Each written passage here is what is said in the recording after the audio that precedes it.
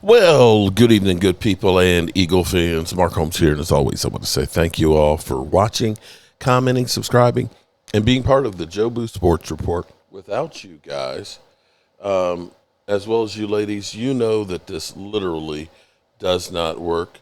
I'm just seeing something here. Let's see.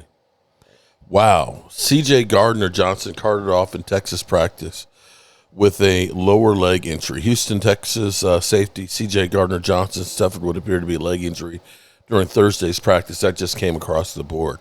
And see, this is what you hate to see with your team is anybody getting injured and things, especially like, with preseason games and so on and stuff. So, man, you hate, I remember last year with Sam Williams getting injured early in training camp, and that just screws up your season, well, especially for the player, but the team as well. So hopefully it's not real bad, and hopefully he gets back out on the field. But we have to deal with the 800-pound gorilla that's in our living room right now, which is the fact that our best player is holding out and definitely not happy about a situation right now. Now, we know that money is the key to end of your woes, your ups, your downs, and your highs and your lows. And if you're old like me, you know that's Run DMC. It's been a week, just about, almost a week, since Micah Parsons put in a request for trade to Stephen Jones in what most people say is a negotiation ploy to try and get things moving along. And then we had Jerry Jones chiming in that we had a deal, in which case we really should be having the NFLPA, if they actually had a commissioner and things, going after the Joneses and saying, you can't do this. It sounds great, Jerry, but, you can't do that. So today, Nick Eatman every week has a segment with Stephen Jones, and Stephen Jones is talking about, in fact, I tell you what, let's watch it, because he's basically saying their position on Micah Parsons hasn't changed, that, we're not trading him, even though you get guys like Mike Tenenbaum, who's a former NFL GM, but is now on ESPN. That goes to show you how good of a GM he was. He's got the whole idea that the Bills would trade James Cooks and 3 number ones for Micah Parsons. Yeah, okay, let's go to the tape. Welcome to DallasCowboys.com. I'm Nick Eatman along with Stephen Jones, Cowboys Chief Operating Officer, here week 3 of training camp. And it's been a different camp, of course, with Brian Schottenheimer's first year. But obviously, there's been a lot of talk. I know you're probably tired of it with the Micah Parsons stuff. Since we last talked to you, there's been a trade request. On your end, does that change anything? Has anything changed on your front? Nick, that's just the nature of negotiations. I think any player that's holding out for a contract right now, I think I've read around the league where they've all requested to be traded. So that's part of it. We have no intention of trading Micah. He's right here in camp, and we'll just keep working. I mean, this is how these things work. Obviously, when a guy's not there, you get somebody else is taking his place, and you guys had to practice with the Rams. What did you like about the defense, the offense? What some things that stood out there? Well, first of all, I know it was great just to get out and play against somebody else after you've been going against each other for more than 2 weeks. It's always good to get some fresh faces in here, some new looks, some new things, and certainly I thought our guys answered the bell well. One of the things that Brian Schottenheimer was talking about, and I don't know if you've heard this story, you probably did, but this is one of the reasons why I think you guys really wanted to hire him. He was talking about play calling against the Rams and didn't like how things were going. So there was a list of plays he wasn't supposed to run, and he said, the hell with it. I got to throw a deep ball here. I got to get something back. And so he's not supposed to put it on camera, but he did, because he's just so competitive. That's compete every day, right? Well, that's compete every day. That's his mantra. Certainly, he told me the same thing. Okay. I loved it. I thought it was outstanding that his competitive juices came out and decided to pull one out. The receivers that we've been wanting to step up in a big way certainly did, in terms of CD and Pickens. And then I thought Mingo had a big day as well.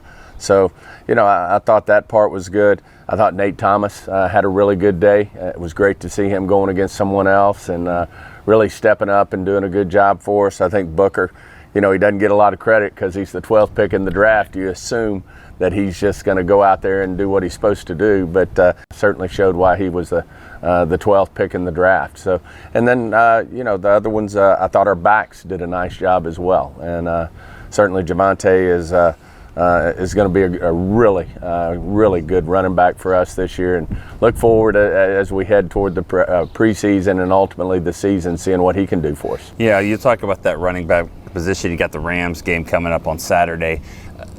We're expecting Jaden Blue and Phil Moffitt to get a lot of snaps. Are you excited about what those guys can do? Absolutely, and Moffitt in particular, when you're a big running back, you really don't shine till you're really tackling to the ground, and certainly I think his size and physicality is going to show up. And obviously he's a productive back at Clemson, did a really nice job, and certainly Blue has that home run threat to him. Certainly one of the fastest guys on our football team.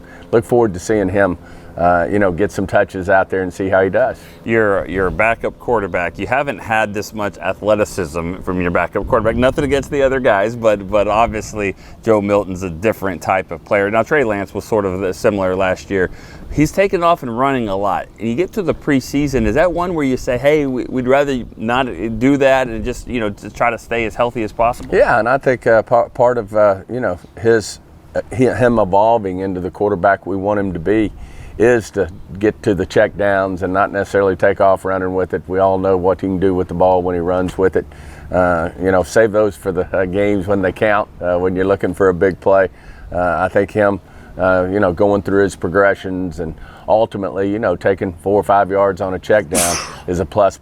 So it'll be great to see how, when the preseason gets here, great to see how he does. I think if I were to ask you which positions you might be concerned about, you probably wouldn't reveal that, but probably would. Okay. Well, what are some of those? I was just seeing, is there some places where there's still questions to answer? Yeah, I still think, the corner position, only because you look at what's on injured reserve. We've got 3 corners over there, an NFI and 2 PUPs, that we're expecting to play for us this year. So certainly Kyer, we expect to play for us this year, but some other guys are getting opportunities. But, with them not ready to go yet, you certainly think about that in terms of improving there if we get the opportunity to do it. I think, a guy like a Booth and Pride are doing a good job out there, but I certainly think that's a place where, we got our fingers crossed a little bit between Diggs and Revel and Butler, that we get those guys back in the mix. And all right, that was too much. I can only take so much of Stephen Jones. So the question begs is this actually part of negotiation that things come to a head, but nobody actually talks? I don't see where there's a negotiation. Can somebody explain to me where there's some negotiation in here? Because I don't see no negotiations here. All I see here is some bull jiggity. That's all I see, and some bad feelings and bad blood. I'm beginning to think more and more that the Cowboys are going to make a play on the 5th-year option. That maybe after signing Dak Prescott to his contract, that Jerry Jones is kind of like, you know what, screw this. I don't want to get in a situation where we are, having a contract like this. But the Joneses have to understand the reason these contracts are the way they are is because of their failures. See, the Cowboys, they messed up in 2019. In 2019, after Dak Prescott had been in the league for 3 years, literally dirt cheap, okay? And for those out there that blame the players' contracts for reason why we don't keep players or get players, we had 3 years of Dak Prescott costing $680,000 that the backup quarterback was making more money than he was. Instead of the team saying, and for all those out there that keep saying, well, these guys are greedy, the Cowboys should have looked at that and said, you know what, you played well for 3 years. We lucked out and didn't have to use a first-round draft pick to get you. You have played 3 years for $2 million.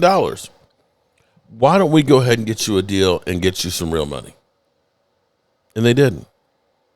He played on his 4th year, be it with a raise, because he had played so much that the NFLPA basically said, damn, let's give you some money.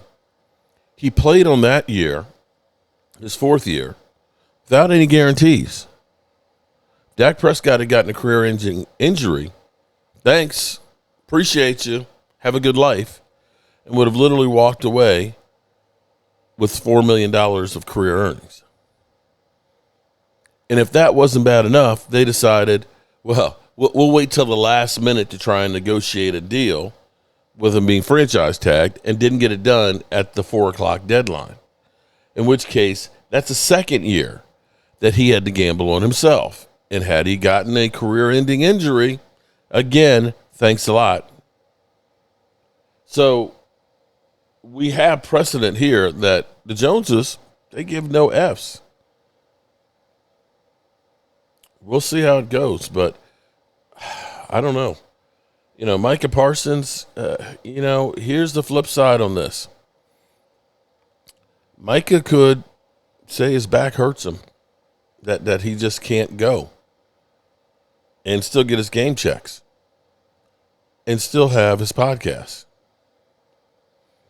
Do you really want Dallas Cowboys, the president of Bleacher Report, who has time on his hands, who is mad at the organization, to have a podcast that everybody would be more than happy to watch with you in a dispute? That might be the piece of leverage.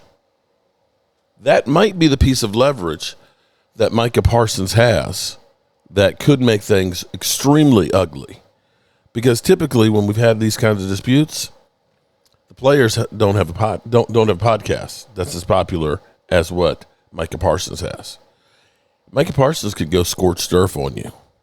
And he's already kind of given you a little taste where he has all his ducks in order. He has the receipts of these conversations and what has transpired. When we go through and we look at Micah Parsons versus Jerry Jones, who do you believe more at this point? Whose side are you on at this point? Now, let's be clear. As far as hurting Jerry Jones, I don't think you can really hurt Jerry Jones. He's got more money than you can shake a stick at, than his grandkids will be able to spend. But you can certainly make him look bad. You can certainly make it uncomfortable for him. And that, my friends, is the leverage. Alrighty, good people. I think the Eagles play tonight, so I might live stream a little bit on that and see how an organization that is run well actually does in preseason. Peace.